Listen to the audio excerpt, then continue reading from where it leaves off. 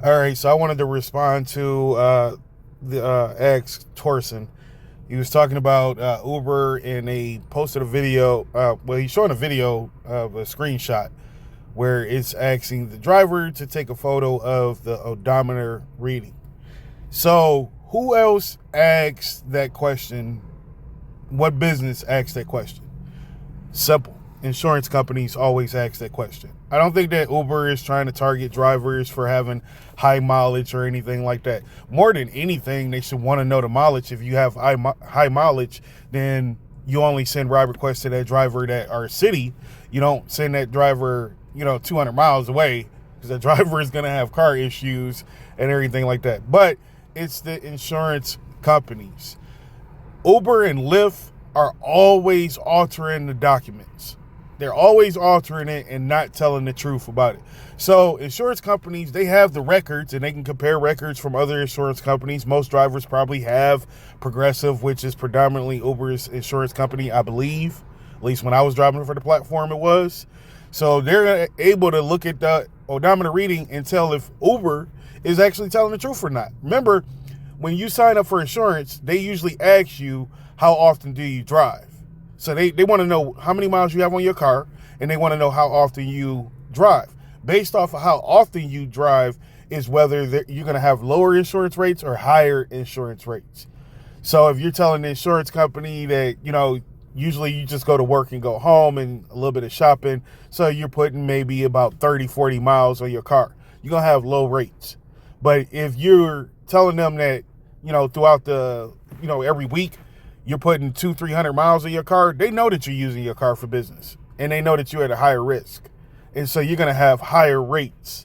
But ultimately, I do believe that this is all about the insurance company. You can type in Google, and it says how many insurance companies does, I asked in Google, how many insurance companies does Uber have? And it says Uber has partnered with many insurance companies to provide coverage for its drivers, including Allstate, Farmers, Gecko, Progressive, State Farm, and more. If you notice when you're on the app, you'll notice that your insurance rates, it jumps, it moves. So one ride in city may cost $1.35 on the insurance, another one $2.45.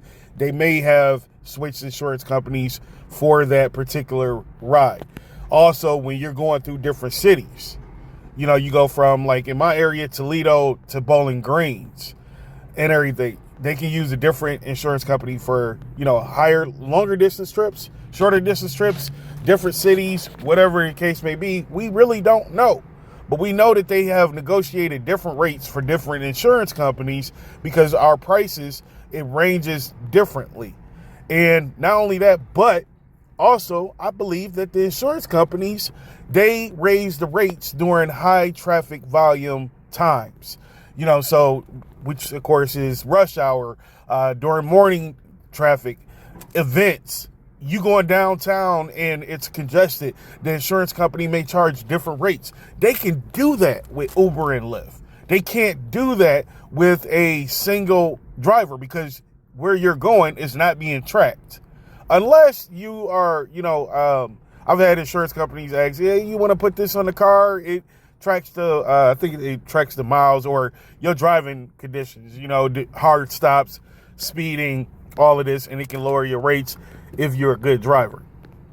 These insurance companies, they can use Uber's platform to actually, Uber and Lyft's platform, to actually monitor all of that stuff through our phones. All right. So again, like I said, with them trying to look at your miles, it could be because if you have high miles, you're likely gonna be at higher risk of the car breaking down. So they may terminate you or suspend your account because of high miles, or maybe they won't. Maybe this has more to do, like I said, with the insurance company. They want to know if Uber is telling the truth about how many rides you actually completed.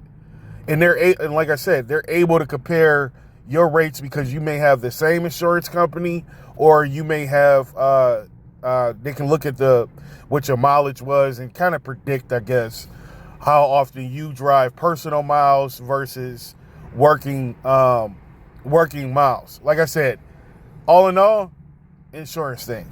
I don't really believe that all the time Lyft and Uber are trying to manipulate drivers, scam drivers, deactivate drivers. I just think that the system is arranged and set up a certain way due to all of these investors.